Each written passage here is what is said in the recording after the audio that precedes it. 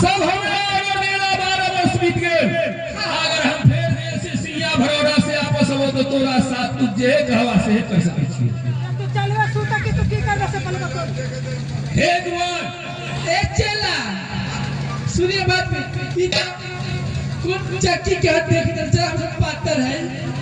अच्छा हे दुआर तुम लोग नहीं मानती है तो ठीक है चलो।